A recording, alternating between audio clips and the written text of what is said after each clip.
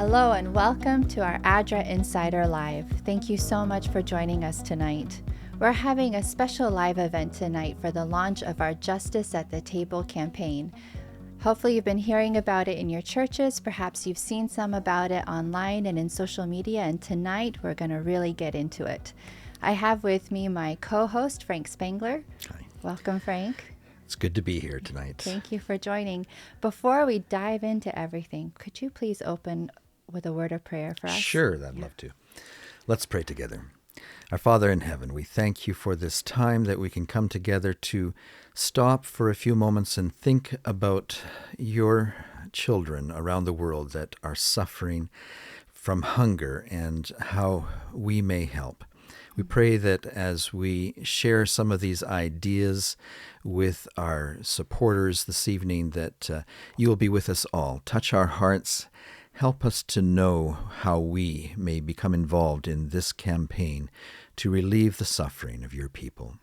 We ask this now in Jesus' name. Amen. Amen. Frank, can you tell us about the Justice at the Table campaign in case our viewers and listeners haven't seen anything about it yet? Sure. This is something that has come about as a result of a major world crisis that is happening right now. I know that maybe here in Canada it hasn't been prominent on the news because there's so many other hurricanes and cyclones and earthquakes and wars that are kind of taking a prominent setting in some of our newscasts. But whether people are aware of it or not, there is a major food crisis, a major hunger crisis in our world today. And so ADRA is responding to that crisis through a major campaign that we're calling Justice at the Table, to bring justice to families who just don't have the food that they need to provide their children with the nutrition that they need. And so that's what this program is all about this evening, is to let people know about our campaign and how they can get involved. Wonderful. I'm curious to know, what are all the drivers bringing about this global hunger crisis? But before we go into that, you said this is a major campaign for ADRA Canada. What makes it major? Does it have special goals? Like, what is involved in this campaign? Sure. Well, I'm calling it a major campaign because in the 30-some years that I've been working with ADRA Canada, I've never seen such an ambitious campaign. This is a $2.4 million dollar campaign that we are initializing to raise the funds that we need to meet our matching contributions in our partnership with the Canadian Food Grains Bank. They have given us an opportunity where they will fund this hunger response to the tune of $15 million. Wow. But they've asked our supporters to come up with $2.4 million in order to show our commitment. Right. And so it's a wonderful opportunity for our supporters to give a little but have a major response. That's what I was just thinking. Yeah. So if I understand correctly, if us at ADRA Canada and our supporters raise $2.4 million, we can take that to our partnership with the Canadian Food Grains Bank and its members, and it can be multiplied to $15 million. Yes, that's right. Okay. That's Which amazing. is amazing. Yes. Yeah. But what will that money accomplish? Because it's not just about the money, right? We don't raise money so you can tick off a box to say, yay, we reached it. Like, it's going to do something. What's it going to do? Yes, this campaign is specifically targeting 13 countries, some of which we have already been working in, like Venezuela and Ukraine. Because of the war since February, we've been helping there. And other countries where we've already been working, Nepal and Lebanon. But we're adding to those because of a major drought in the Horn of Africa. Places like Somalia, they're entering their 5th year of drought, and they have no access to food as a result. They can't grow their own food. Their livestock is dying because the livestock don't have food, and the prices have skyrocketed because of the overall lack of food. And so people are starving and dying. In addition to the 5 years of drought. Of course, Somalia is basically a failed state.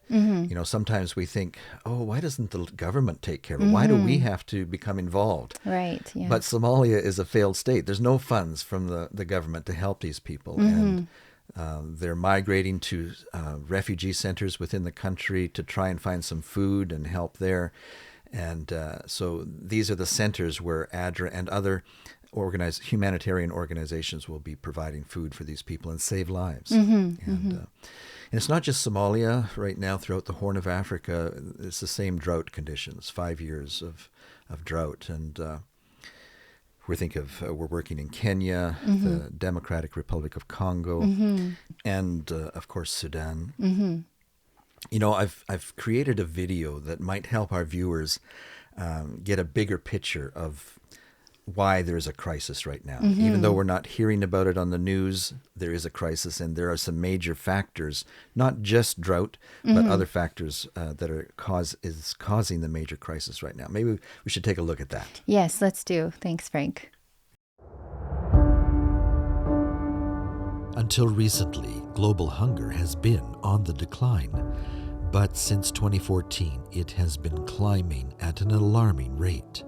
Wars and conflicts have disrupted food production and distribution. Climate shocks cause long droughts in some areas and flooding in others. The global pandemic has affected incomes and supply chains. Fuel prices and runaway inflation make the cost of staple foods prohibitive for many. The World Food Program estimates that right now, 828 million people are going to bed hungry every night. 45 countries are on the brink of famine.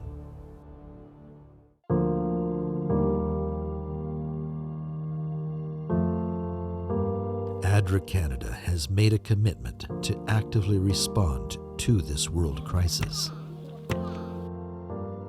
To help fund these commitments, we are launching the largest fundraising campaign we have undertaken as an agency, called Justice at the Table. There are many ways that you can partner with us in this fundraising campaign. First of all, we ask for your prayers that God will bless this campaign. Please pray that God will touch the hearts of people to give generously to relieve suffering. Prayer can move mountains of hunger. Please consider what you may personally give towards this campaign for hunger. Speak to your friends in your office, social groups, and networks. Let them know about the Justice at the Table campaign and that you are taking part in raising funds to alleviate the global hunger crisis. Ask for their support. Talk about Justice at the Table with your church family. Together decide on a fundraising goal for your church, youth group, or school, and register at adra.ca/fundraise. We have many resources to help you reach your goal. Take the Ration Meal Challenge, fast, or eat like a refugee for one day and donate the funds you saved from not eating. You can also invite sponsors to give towards hunger as you fast. Hold a fundraiser event. Do a walkathon, fun run, bikeathon, bake sale, or car wash to raise funds for hunger. Organize a Christmas concert fundraiser in your church. Become an influencer. Join and follow ADRA's many media groups and share the need with your networks. Set up a fundraiser on your Facebook and designate ADRA Canada as your charity. We thank you for your compassion and dedication. Together, we can dethrone hunger and bring justice to the table. Thank you for your support.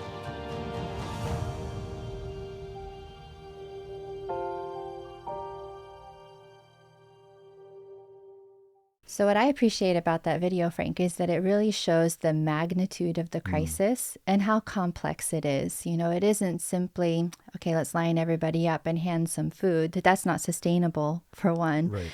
And it's just more difficult and complicated than that, which means the solution to it is going to be multifaceted. Right, you know, exactly. and looking at that, it can be overwhelming and can maybe cause us to feel pretty helpless, like what can I do?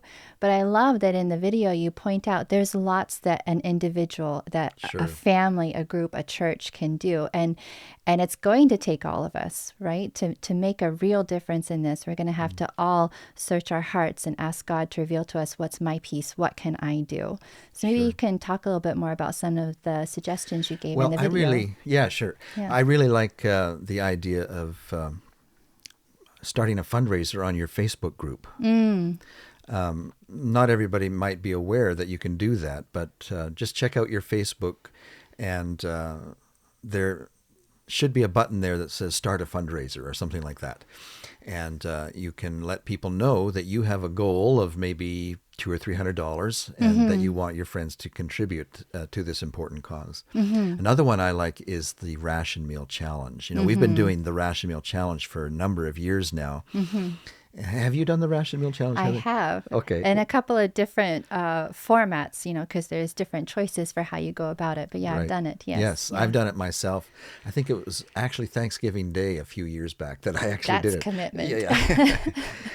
But it not only is a fundraiser, but it helps you also become acutely aware of what hunger is like. In fact, I recommend that people, you know, there's kind of a promotion to eat like a refugee for a day. And so Yeah. you just limit the amount that you get. But I also like the idea of just fasting for a day. Experience what it's like to go without for a day, go to bed hungry. And then as you wake up the next morning and break your fast, you may also be thinking about the importance of getting involved in this campaign because you've experienced it yourself. you Yeah, know. exactly. Yeah, I know we did the Ration Meal Challenge in the office. So like all of our colleagues, we came together and we participated for the work day while we were at the office in the Ration Meal Challenge. We both, I think, have visited churches that took it on, whether as a youth group program or as a church-wide event. And you mentioned that the breaking the fast part, you know, like they always made that part a special time to reflect and to share and also to enjoy eating again. But I know that we have some schools that have participated as well. And don't you have a video about that? Yes. Last summer or the previous summer, depending on how you look at it, this is October already. I visited the Shuswap School in British Columbia because they did an amazing thing. They raised over $30,000 as a group of young people towards hunger around the world. And so we went out and did a video. Let's take a look at that. Let's do.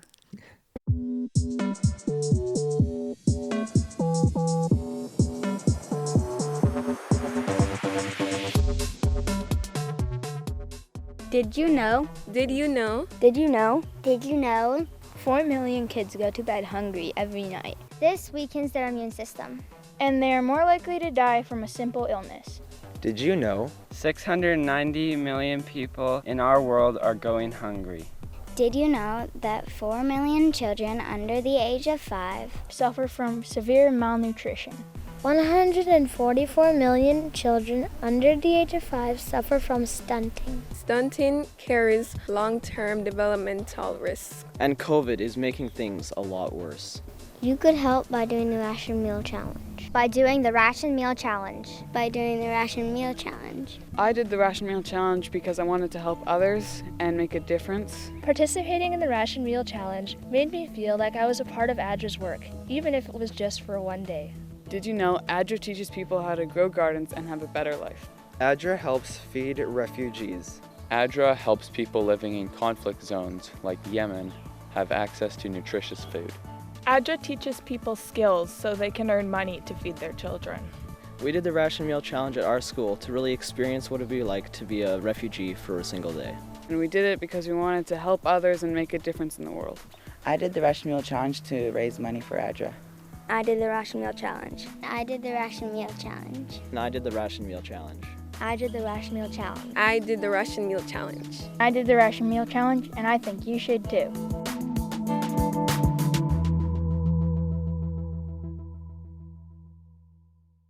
Well, those students are amazing. Wow, yes, they Yeah, are. they not only took a ration meal challenge to challenge themselves, but I feel like they've now challenged us. Yes, that's for sure. As individuals, as other schools, Mhm. as churches, offices, like look at the bar that they have set. That's for sure. And I hope and pray we can meet that or exceed that even. That would be Sure. amazing. Yeah.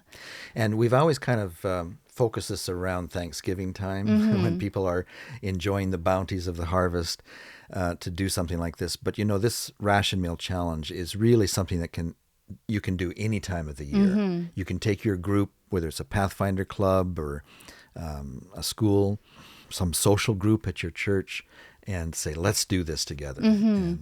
Or just by yourself. Right. You know, And that could be part of your Facebook group fundraiser. You could say, Right. I'm doing the Ration Meal Challenge. Support me here. Here's my goal. Yeah, that's exactly. great. Yeah. And if people wanted to find out more information about the Ration Meal Challenge, what it is, how it works, they can go to adra.ca/ration meal. Ration Meal, yeah. Okay. That's the one. Heather, I'm wondering, do you have any other guests besides me today? Yes, actually, Frank, thanks for bringing that up. We have Pastor Charles Aguilar coming on. He's the president of the Manitoba Saskatchewan Conference. So- Great. We met Charles briefly here at the office because for a few months he was the director of our department. That's and right. So we got a chance to know him, and but then he received a call to become the conference president in Mansask, and I'm sure is doing a wonderful job there. Mhm. I'm so glad that we can make contact with him. Yeah, he graciously agreed to come, so let's bring him on in. Okay, good. Well, hi, Charles. Thank you so much for tuning in with us for our live podcast. I just wanted to ask you a few questions. You've lived and worked in several countries in the world, including as a country director for ADRA Uganda. What has been your experience with hunger? Well, thank you so much for that question. I was born and raised in the Philippines in an island called Negros. And during that time, the island's only agricultural crop was sugarcane. And since the farmer tenants of that island did not own the lands that they were tilling, they had no choice of what was produced in that island. And in the 80s, where I grew up, the government had a policy that basically controlled sugar trading in that island, which forced many sugar planters into bankruptcy and heavy debt. And in a short period of time, close to 200,000 plantation workers lost their livelihoods. And about 1 million field laborers, workers, and their families basically suffered on what was then known as the Negros famine. And when we hear about famine and hunger, we usually think about, the developing countries in Africa or in war-torn countries like Yemen and Afghanistan. But in the 80s, the Philippines was undoubtedly on that map. And while I was working in Uganda with ADRA, I have also seen and experienced hunger when I go visit the refugee settlements and camps, as well as the Karamoja region near the borders of Kenya and South Sudan. And in 2020, more than 90,000 refugees faced extreme hunger, and another 500,000 did not have enough to eat due to the severe cuts of funding that was coming from the UN and from other governments, plus COVID-19 restrictions. In one of the meetings that I attended with the UN representatives, a report was even shared that said 135,000 children were acutely malnourished and in urgent need of treatment. The ration cuts devastated the refugees and the humanitarian workers like ADRA, which was the lead agency distributing ration foods to 2 refugee settlements. And I'd love to say this because ADRA and the Seventh-day Adventist Church served nearly 300,000 refugees in these 2 camps. Wow. it was really challenging when challenging work in Uganda during COVID time and the ration cuts that happened in those years. So you've witnessed hunger and its dangers for yourself, and you've been on the front lines of fighting hunger and through that restoring human dignity. Now, as the president of the Manitoba Saskatchewan Conference, is there any message that you would like to share with our churches, with our listeners and our viewers tonight? That is a really excellent question, Heather. And all I can say is the church is really a powerful agency. I mean, Ellen White even wrote that nothing in society is comparable to what the church can accomplish. She also wrote that our church was organized for service. And that is one of the reasons why I really love working with ADRA. And that she also wrote that we are to uplift and add dignity to humanity. And the members of our churches are to find happiness in the happiness of those who we help. And this is in the book Acts of the Apostles. So the question then becomes, how can our churches help? I can think of two ways.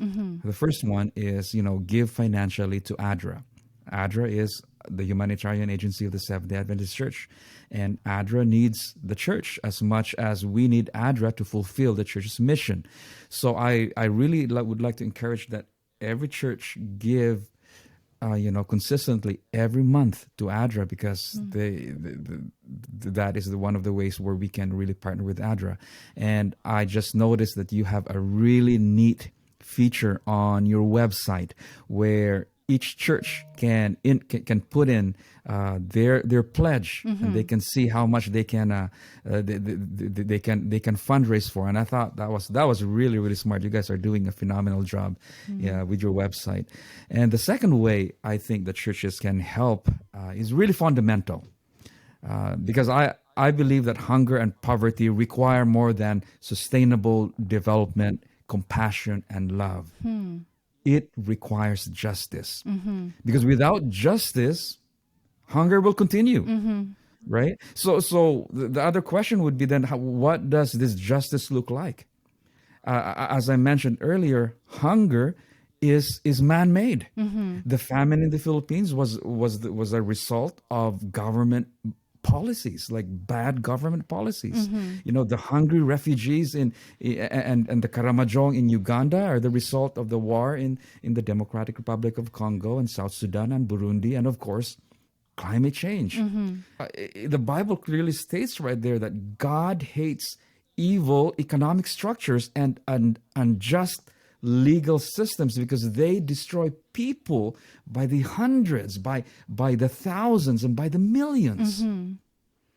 And these unfair systems and oppressive structures are basically the things that God really, really hates. So I think the second way our churches across Canada can help fight hunger is to preach the gospel of Jesus Christ while dismantling unjust structures and systems through passionate prayer and advocacy. Call and write to your mayor and council. Call and write to your member of the Legislative Assembly, your MLA, and your member of Parliament. And for those of us in Manitoba and Saskatchewan, let's work together with the Canadian Food Grains Bank on how we can organize a letter writing campaign advocating for justice at the table, not only globally, but also in our two provinces. And I'd like to quote Amos 5 verse 24, basically saying, let us join together and let justice roll like a river and righteousness like a never-ending stream. Those are the two things I can share. Well, thank you so much, Charles. Really appreciate that. It's very good. Thank you for inviting me. Well, that's wonderful. I'm really thankful that Charles could join us for our live event tonight and speak to us not only about his experience, but now with his role as the president of ManSask, and encourage members not only in ManSask but across Canada to become involved in this campaign. And I like the way he recommended that churches make a an effort to sign up and register their church. I think what we envision happening is that the churches will maybe come together in their boardroom sessions and decide together what their goal will be, what they can accomplish, rather than ADRA assigning a goal to the churches. Right. We would much rather have the churches decide together amongst themselves how much they think that they can do. I was so encouraged at my church a couple of weeks ago after our last live event. We got talking about it in our Sabbath school group, and I was suggesting that, maybe our church could raise $2,000. And the lady said, because we're just a small church where we are, it's just a very small church. Yeah. And so I was keeping it low, and she said, we can do much more than that. That's awesome. Yeah. So the idea is for churches to come together and talk about it and decide together what their goal will be for this campaign. And how to achieve it too, right? Yes, the steps they would have to take. Yeah, ADRA's not giving a cookie cutter approach, like do this and this and this. It's theirs to own, theirs to run with. Yeah. And do we have a goal? Like, what would ADRA's hope be for how many churches to be involved? Yes, we've set a goal in our planning sessions of if we could get at least 100 churches involved in this, and that they would have an average of a goal of $5,000 to raise for this campaign. And we know that some churches are smaller and might only be able to do $1,000 or $2,000. But there are, of course, other larger churches that could do much more than 5,000. So if we can have a number of 100 churches registering at the website and signing up and intentionally raising a set goal for their church. It will take us a long way towards our goal of 2.4 million. Right. Yeah, I was just going to say that would be amazing because, again, back to this whole thing of all of us pulling together, and looking at our hearts as individuals and then as members of whatever group we're members of, church, our community, our workplace. What can we do? What's in our hands to do? Yeah. Which reminds me of our next guest, actually. That was a line that she kept coming back to. She is Musu Taylor-Lewis from the Canadian Food Grains Bank, and I had the privilege of interviewing her for a podcast last week. Yes. And she graciously agreed to join us tonight as a guest, so maybe we can run the clip of my interview with her. That would be great. For my next guest, I am pleased to welcome from the Canadian Food Grains Bank, Musu Taylor-Lewis. Thank you for joining us, Musu. It's good to be here.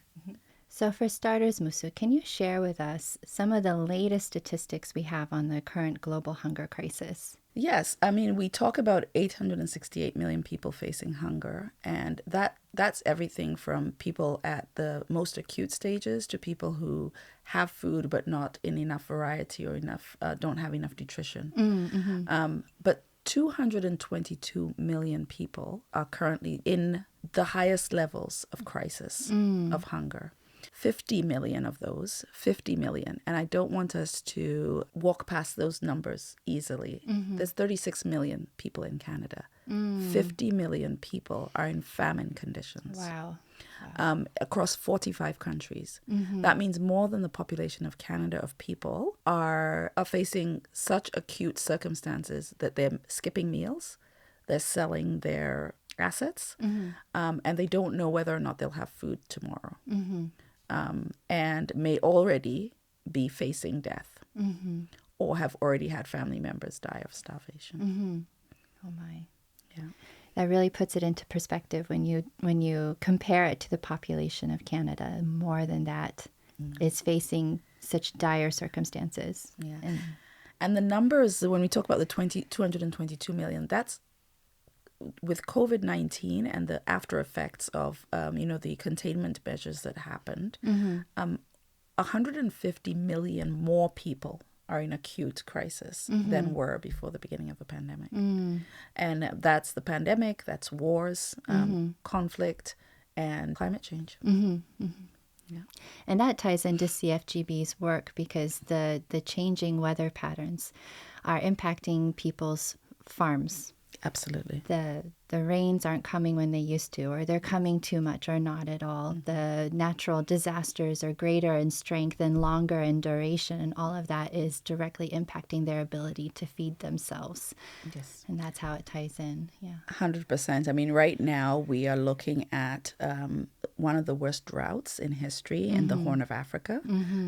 4 failed consecutive rainy seasons, and staring down a 5th failed rainy season. And so millions of people, right now, World Food Program is saying about 50 million people who are facing famine conditions, 2 million of those in just one country, in Somalia, having to leave their livelihoods. So when we talk about people migrating from the rural areas to the city, that is their community, their livelihood, their sources of food, but they've lost livestock, and this is all climate related, right? So the severity and the recurrence of drought is increasing in many parts of the world. That makes me think of in Genesis, when God warned Pharaoh through the dream, you'll have 7 years of plenty and then 7 years of drought. And they're facing down their 5th year now. Yes. So I think that qualifies as biblical proportions, right? 100%. Yeah. But also, just as God gave Joseph the insight into what to do about it, God is also giving us and calling us to do something about it, and giving us the insight and the means to make a real difference, right? And I see Canadian Food Grains Bank fitting right in there with it as a Christian response to hunger. Absolutely. Most recently, I was reading our project proposals for Democratic Republic of the Congo, and they always give a background to the situation, like why this place, why this community, why this particular population group. And I spent 2 days in a row just deep in these for some other purpose. And by the end of it, I was just like, it has to stop. Yes. Like, let's make it stop already. Enough with the hunger. Yeah. Enough with especially the children.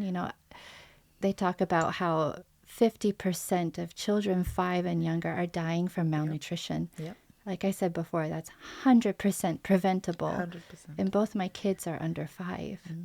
And I pick them up and they're heavy. Yeah. My back hurts, and they're clearly healthy. And I just want that so much for children who don't have it. Yeah. And it's not fair that they don't. Sorry.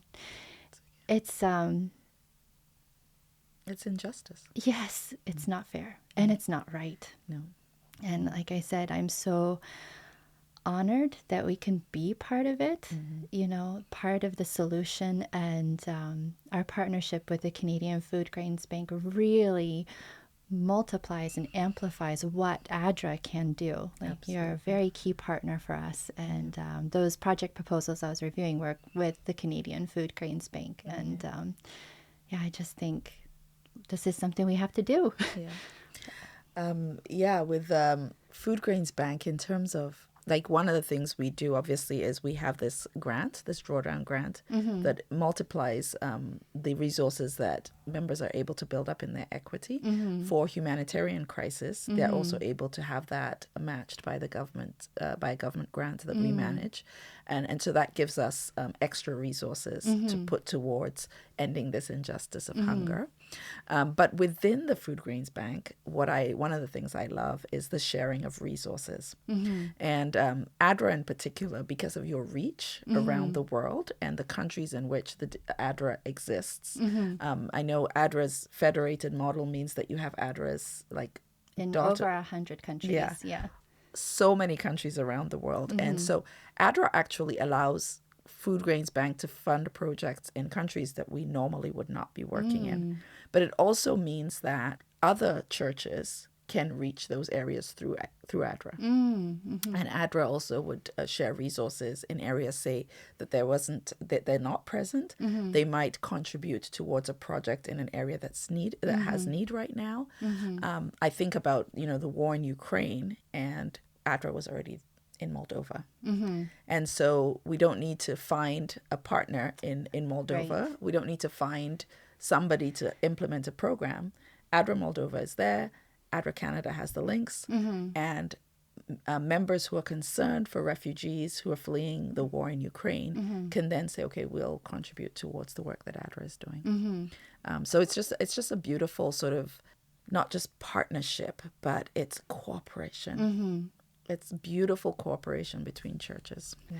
Well, thank you so much for coming, Musu. This has been really good. Yeah. My next guest tonight is Maxwell Aka, who works for ADRA Canada, and he has something very special to share with us tonight. Hi, Max. Thanks so much for joining us for our ADRA Live. Yeah. Yes.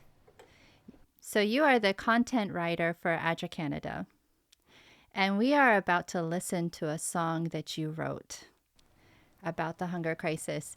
But this was not an assignment that ADRA Canada gave you. I know that you're a musician as well as an employee at ADRA Canada. So it's not that ADRA said, Max, he writes songs, Max, write us a song, right?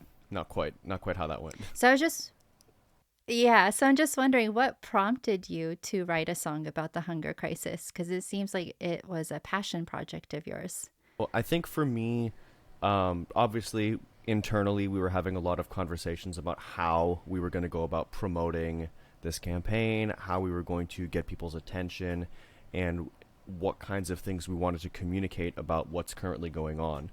And I think for me, when I think about these kinds of campaigns, when I think about these kinds of endeavors and the aesthetic of it and the stereotypes people have about humanitarian organizations and how they get you feeling sympathetic for people, I wanted to make sure that we had some content, that we had a piece of art, a piece of material that would speak to the realities of what's currently going on in the world and the causes for it and the effect that it has on people's lives without overly sentimentalizing it. I've personally found that there are these stereotypes that come up with, your charity songs that, for better or worse, like even when people I don't think have bad intentions, sometimes it can come across a little condescending, both to the people being talked about, the people who are going through, any given crisis, as well as I think sometimes to the audience. And I don't mean to like point fingers or anything, but I know that sometimes when I hear music that strikes me as maybe overly sappy, it can come across manipulative almost, sentimental to the point of being like saccharine. I don't know. Like to me, it doesn't do anything particularly motivating. It's just like a depression dump almost. And so and again, that sounds like it's worded very strongly, but I'm thinking in very like decisive terms because I'm trying to make artistic decisions.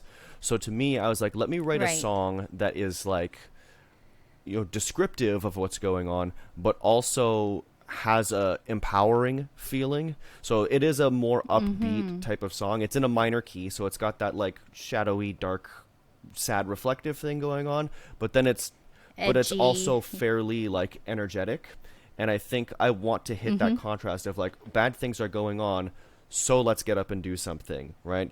And also I want to illustrate that there is strength in the people who are surviving this crisis, that there is still an energy there of people doing what they can, even if it's the bare minimum, to survive. Like I don't want it to be like I don't like evoking the image of people just kind of languishing and just sitting around waiting for someone to save them. Like folks are doing what they can to survive, and it's not so much like a hero swooping in to an absolutely abject, desperate situation, but people banding together is what actually makes the difference, right? Efforts being joined together is what ultimately makes the difference. And so again, I wanted to write something that would evoke that kind of energy.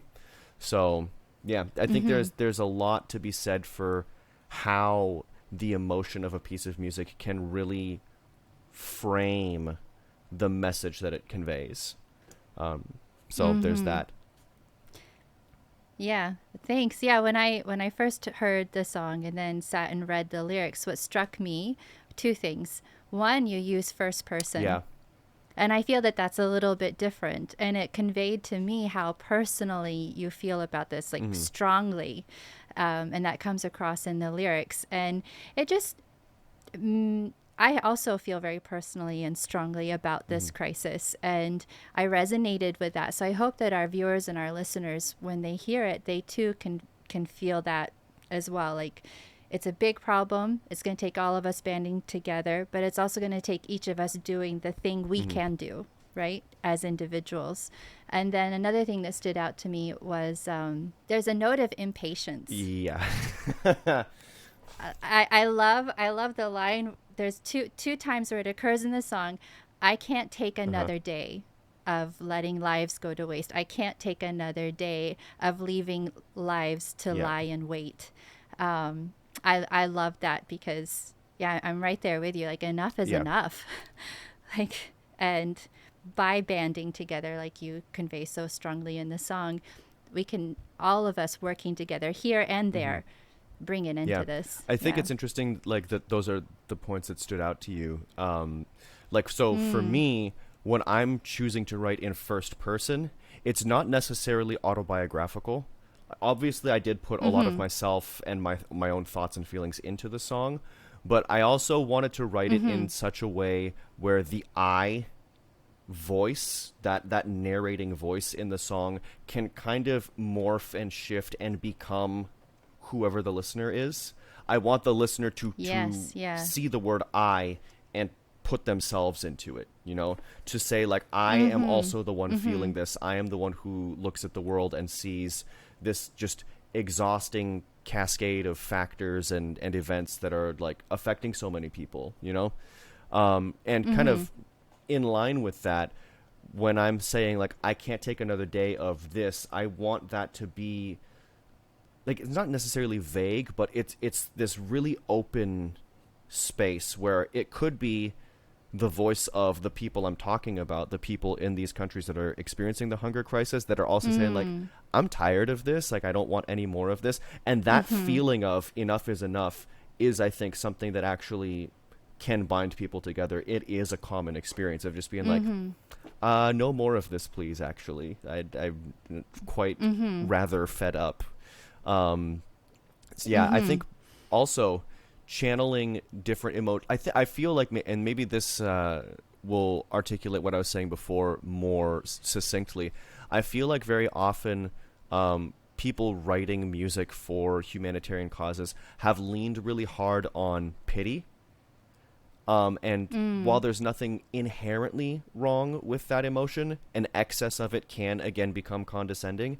And I think that one of the things that has been true for a lot of people, especially over the last couple of years with the pandemic, with lockdowns, with online discourse and social media, is that frustration is a very, very common experience. Like, whatever journey you've been on in life, whatever perspective you're coming from, it seems that almost everyone has this lingering sense of angst and frustration and, exhaustion with the way things are. And I think that one of the beautiful things about the arts, about music, is that you can take some of those harder emotions and direct them in a constructive direction. You know what I mean? Point them towards something active, point them towards something that is helpful, constructive. And, if we are all going to be angsty and frustrated and kind of at our wits' end, let's funnel that into finding solutions. Let's funnel that into saying, okay, well then let's act on it. Let's do something. So for me, it's all about finding those spaces where you can use the language, when you can use the art form to get people in the same headspace and say, like, oh, these things I'm feeling are things that other people are feeling. And maybe that means we could actually move on something. Yeah. Well, thank you so much, Max. Let's let our listeners and viewers check out the song now. Oh God, I can't believe the way we let their voices fade.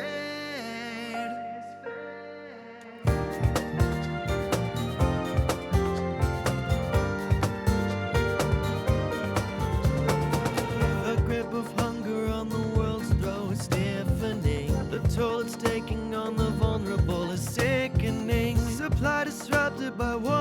far away, and the climate has changed, and yet no one is listening. Oh God, I can't believe the way we let their voices fade away. I just can't take another day of leaving life to go to waste.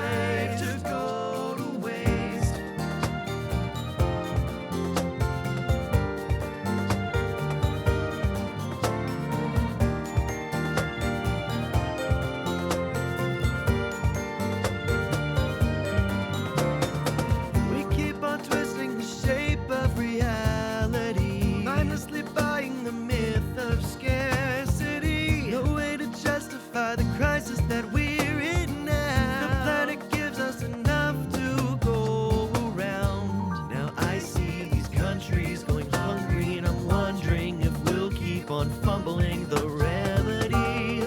Let every nation pull up a seed, but it's not time to eat till there's some for everybody.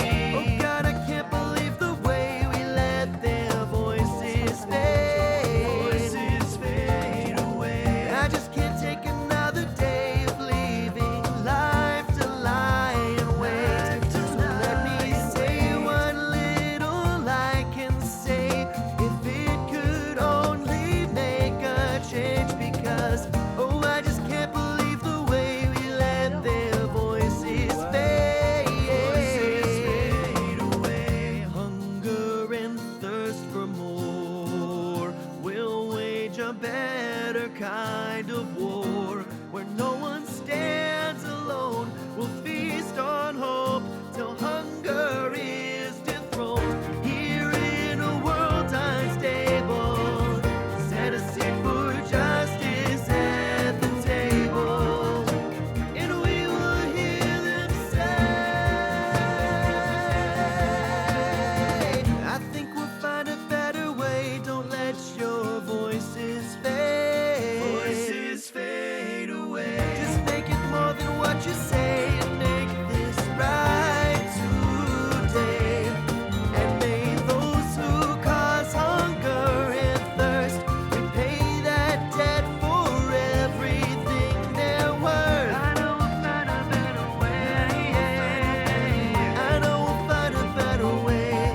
Yeah, may those who cause hunger and thirst behold the meek inheriting the earth. I know we'll see a better day. I know we'll find a better way.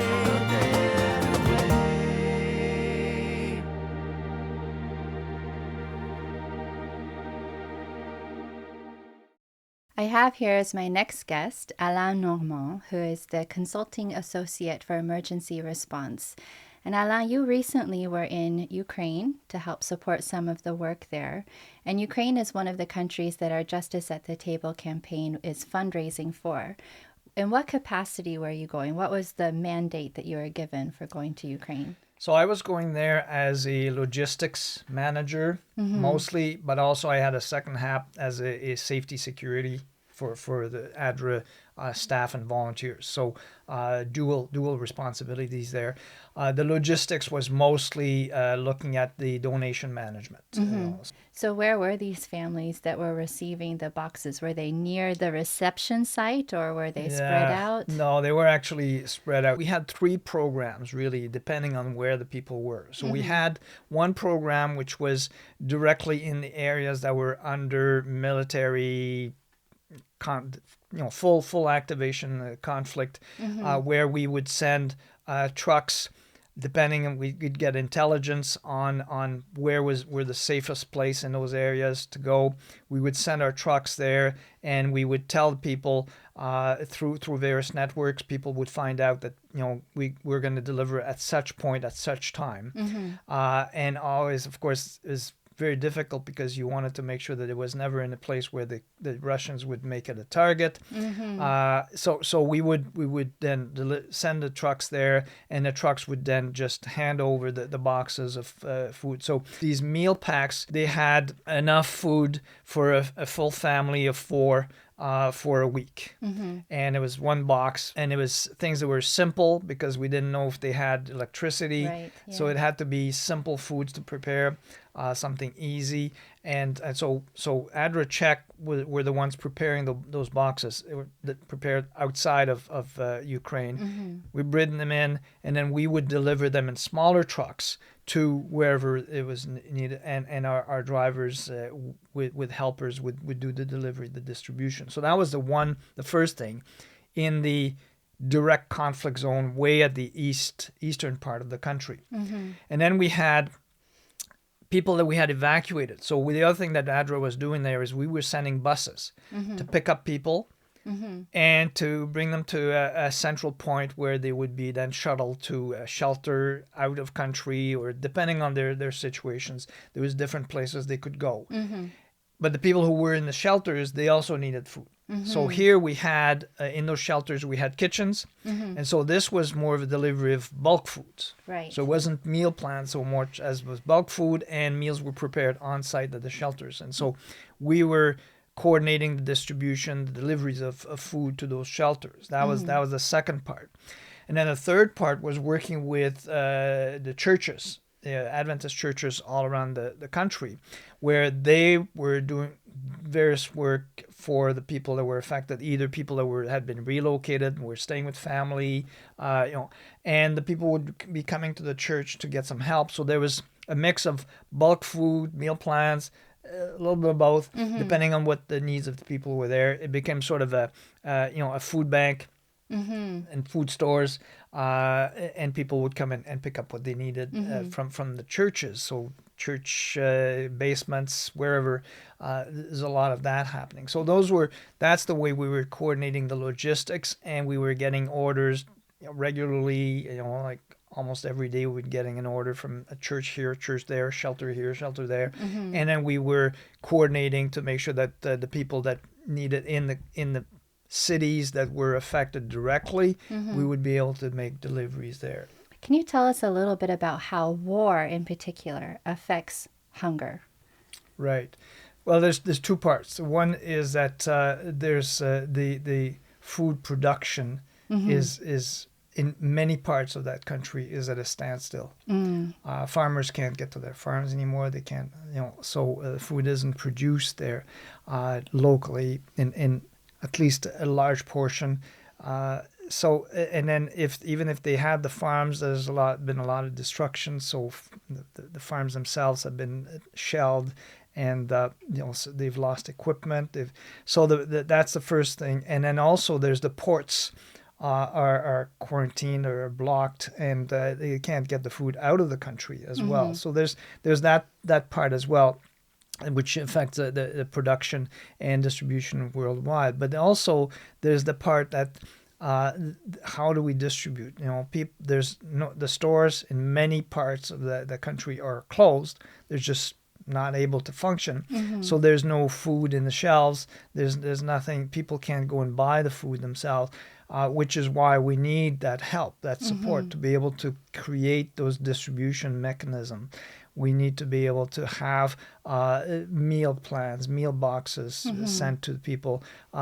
We have soup kitchens that have been set up in a lot of shelters. A lot of our churches have set up also meal distribution plans, programs. So the food distribution is for the people of Ukraine directly.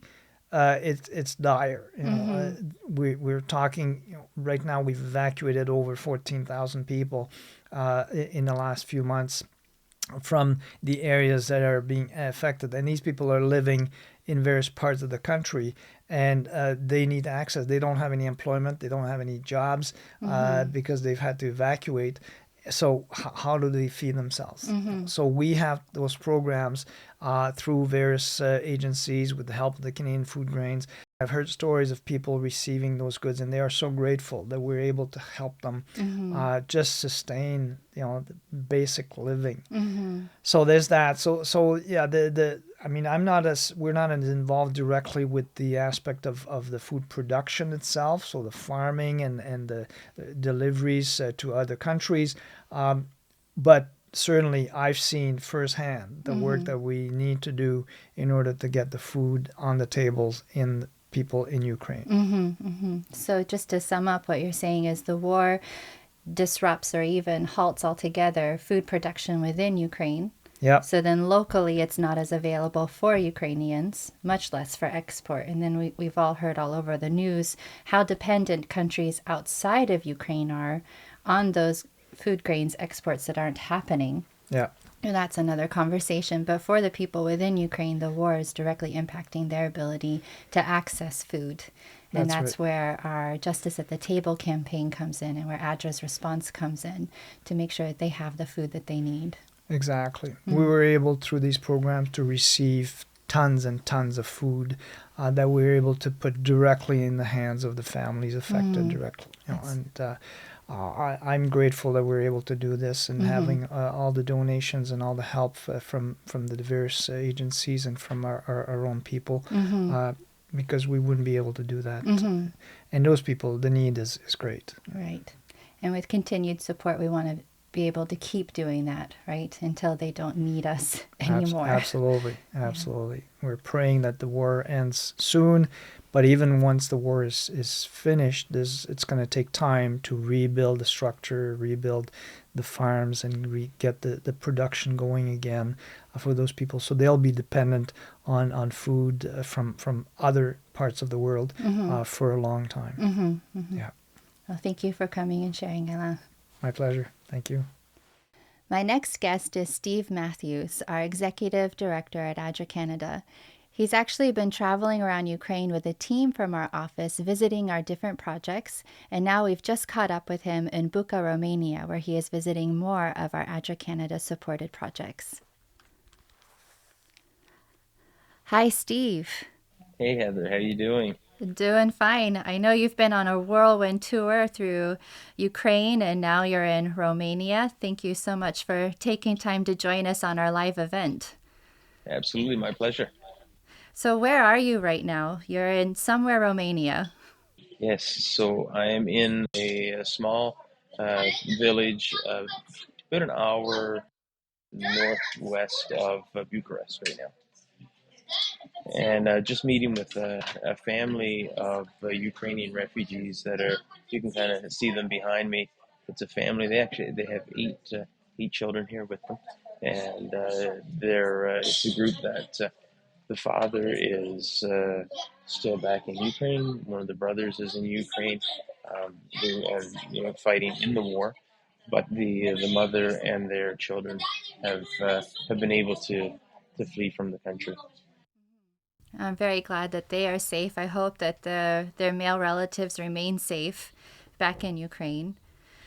So for this live event, we're talking about our Justice at the Table campaign and about the global hunger crisis. And through our campaign, we're going to be responding, as you know, to 13 different countries, and Ukraine and Moldova are on that list. I know you'll be going shortly to Moldova. Can you tell us a little bit about what you saw while you were in Ukraine last week?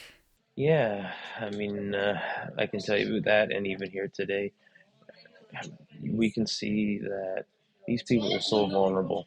One of the things that was shared with us is that as soon as the war started, people started realizing this is getting very serious, and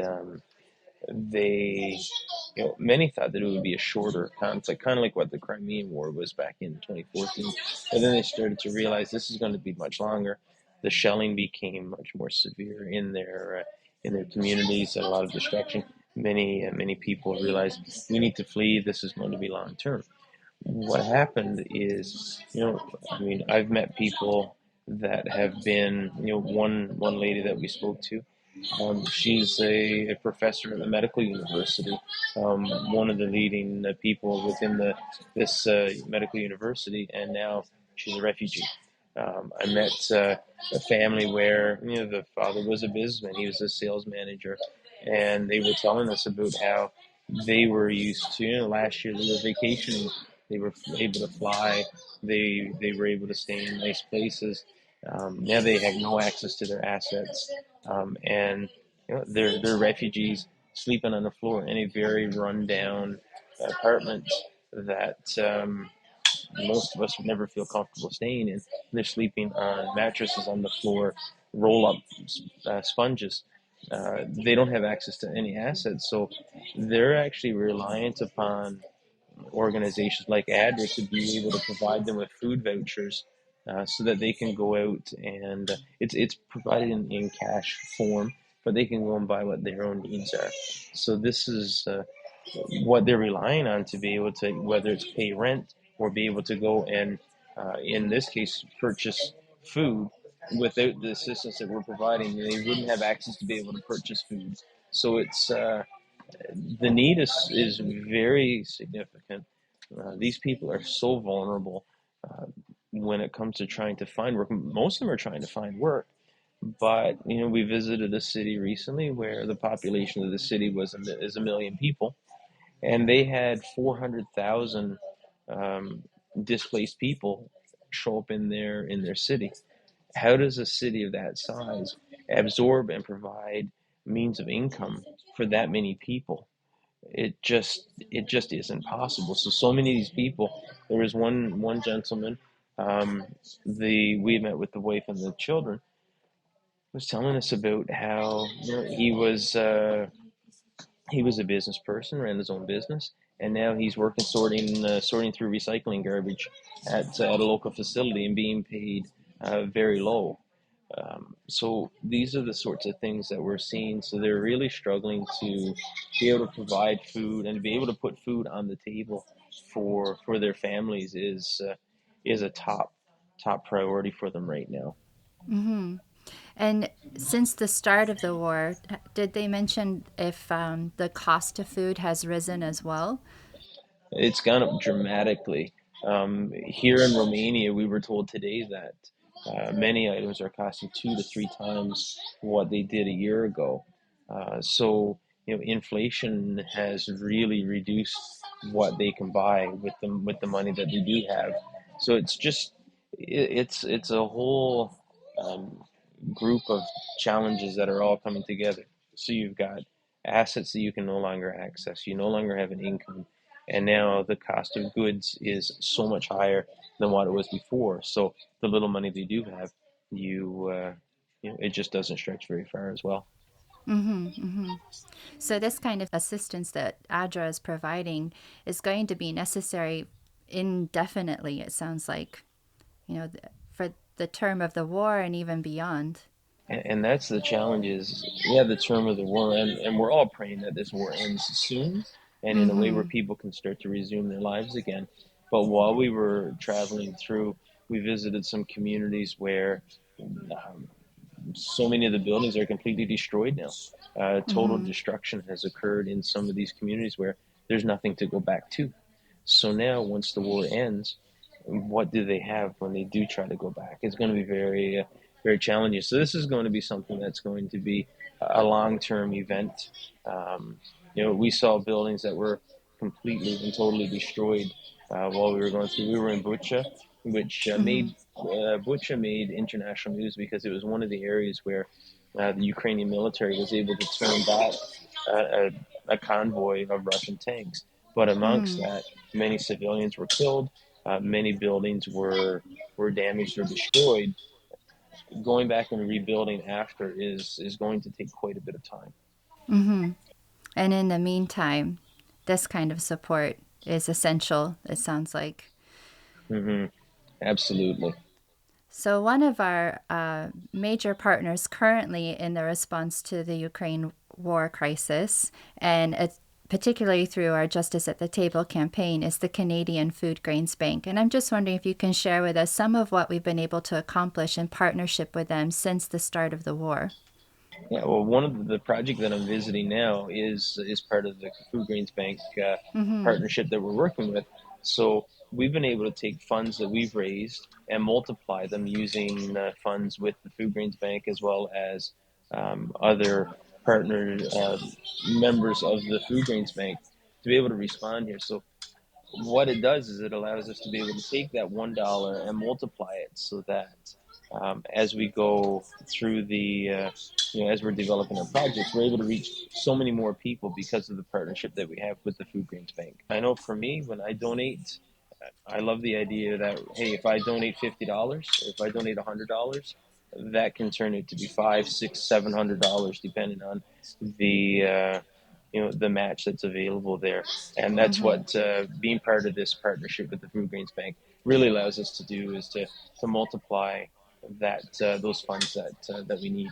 And I would add that that's particularly attractive to me as a donor right now because we're also feeling the crunch of inflation, right? And to know that what I give can be multiplied beyond what I might personally have capacity to give is really compelling. It makes me feel like I really can do something to make a difference in these situations. Absolutely. Every little bit helps. Mm-hmm. So tell us some about the projects that we've been implementing with the Canadian Food Grains Bank in, I believe, Ukraine, Romania, and Moldova. Oftentimes, when people think of a food support project, they think of handing out bags of rice or beans, those sorts of things out of the back of the truck. What we're doing here is we're providing cash vouchers to families to be able to go out and purchase their own food. The thing is, what we need to remember is they're fleeing to countries that have functioning markets. Even within Ukraine, many of their markets are still functioning. You're still able to buy groceries. So by being able to provide people that have no access to cash, these cash vouchers, they're able to go in and purchase what they need themselves, and they can buy the foods that they like. The way we set them, there are some restrictions to ensure that it's basically that people are buying things that they need, and so it's to be able to purchase groceries in the local grocery stores. But yeah, it helps them to be able to get the things that their kids are going to eat. I know that hey, I was a fussy kid, and I didn't. There were certain foods that I wouldn't eat as a kid. Same thing for these children. So they're able to buy the foods that their children will like and that they will eat, but will also provide them with the nourishment they need to sustain them each day. Mm-hmm. And the beauty of that is that it's putting cash back into the local economy as well, right? Absolutely, yeah. It's a win from that side as well. The local stores, they get the value of that cash voucher. I know you haven't been to Moldova yet, and you mentioned that with the Canadian Food Grains Bank, we're providing cash vouchers in Ukraine, Romania, and Moldova. But can you explain to us a little bit why Moldova? Why is that a country on our list for Justice at the Table campaign? Well, what's happened is that Moldova is they're already an economy that is one of the poorer countries in Europe, but they've received a very high number of refugees. If we look at per capita, the number of refugees that have gone to the different surrounding countries, Moldova has actually taken on per capita more Ukrainian refugees than any of the other countries. So it's there's a real stress on the local country resources because of that. Mm-hmm. So hunger is certainly going to be a major issue there because of the just the large number of people that have flooded their country. Well, thank you, Steve, for sharing all of that. Before I let you go, I wanted to ask you, this is more on the personal side. What has it been like for you to see the things that you've seen in Ukraine and to hear the stories of the Ukrainian people who have been through the war and now the refugees in Romania as well? How has that impacted you personally? One thing I can say is it's actually been a very emotional visit so far. Every day we're meeting with people who are breaking down, crying, telling us their stories. I think for me, a couple things that have really struck me with the amount of suffering that I'm seeing and the struggles that people are going through. I see these young children and I think of my own children, and I think of how I would really hate to see my children have to go through what these young people are going through. It's very traumatic. Um, you know, these young people are growing up at a time where it's not easy growing up these days anyway. There's all kinds of challenges, and then to have to deal with you know, the impacts of war, having to leave dad behind because he can't leave the country, having to leave your oldest brothers behind because they can't leave the country. They need to go and fight, not knowing if they're safe. And then you know, one thing that's been shared is that, sometimes, I mean, teenagers, it's a challenging time to be here living. And sometimes they're blaming mom because they didn't want to leave dad behind and they feel that they should have stayed. But the parents want to ensure that the children are able to get out to safety. Um, that's just, I can't imagine being in that situation where you're doing the best for your kids and trying to make sure that they're safe while loved ones are left behind. And I just think of, some of the people that I've met, they're very, very much professional people. I look at these people and think like, that could be me living as a refugee if the wrong circumstances happen in our own country. And just to think that, you can go from one day having access to all the things that we have access to in Canada to the next day having your bank accounts frozen, not being able to access your resources, and basically being to the point where you have nothing. And that's what's happened to so many of these people is one day you have all that you need, life's going well, and then the next day you realize, wow, everything has just changed and I need to flee for my life. And many of these people are coming just with the clothes on their back. They didn't even have time. Like some of these people have fled while the soldiers are coming down their street and haven't even had the opportunity to go back into their home to grab some of their belongings. They just have their papers and they have to flee just like that. So it's certainly been emotional with the many different people that we've met. So hearing all of those stories, seeing firsthand the very real need that there is in many different facets of life, we're addressing certain areas like hunger. How do you feel knowing that we are there now and that we're trying to remain there in the coming future? How does that make you feel? Well, I can honestly say it's the sort of thing that causes me to want to get up and keep working every day to do as much as we possibly can. I know that we're doing a lot to change the lives of others, to be able to save lives, and to be able to try to ease some of the pain and suffering that these people are going through. So it's just very rewarding to know that we're part of an organization that's able to respond to this conflict and to be there for the long haul. And that's our goal, is to be there for the long haul. We know this isn't a short event, and we know that this is going to be, even once the war is over, there's going to be that recovery period. And it is very fulfilling and rewarding to be able to be part of something that is this important. Well, thank you very much, Steve. Appreciate you taking the time from your busy schedule to check in with us here. And a big thank you to the family there in the background as well. Absolutely. Okay, great. Thank you, Heather. Thanks, Steve. All right, take care. Bye now. Heather, I'm so glad that you were able to make contact with Steve and do that interview. They were already in Romania when you caught up with them. But they had just been in Ukraine on a very busy itinerary, traveling all over to meetings and project sites and things. So yeah, it was great to make the connection. Yeah. But our viewers should know that you recorded that last week before the most recent escalation of bombings in Kyiv and other locations in Ukraine. And so we're very thankful that they had their opportunity to visit the project sites there, but made it out before that. But we're so concerned about our people there and the work that we're doing. And so we continue to pray for the situation there. Yeah, for sure.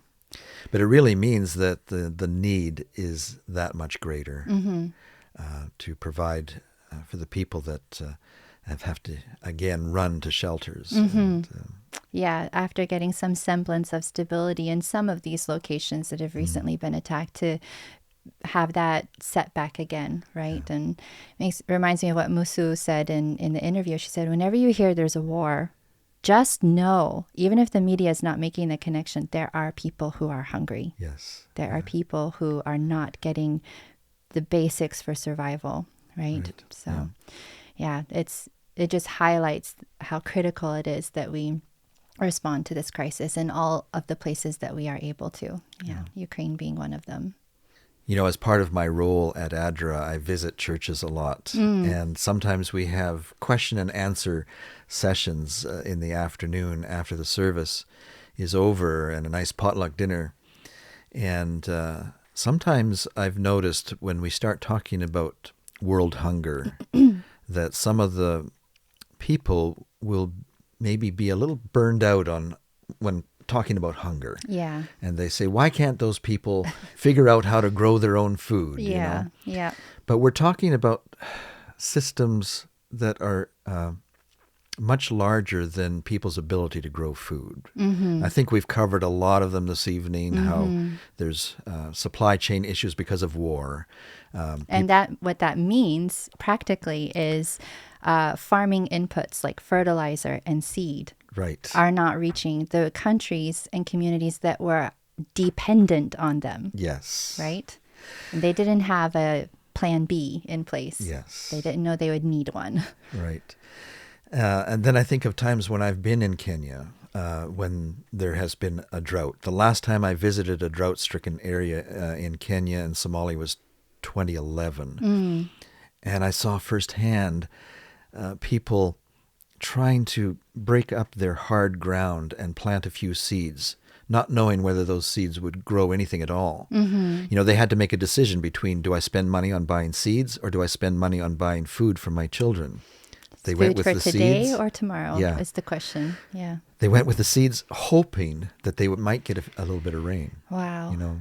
Wow. And so the opposite also is with the floods.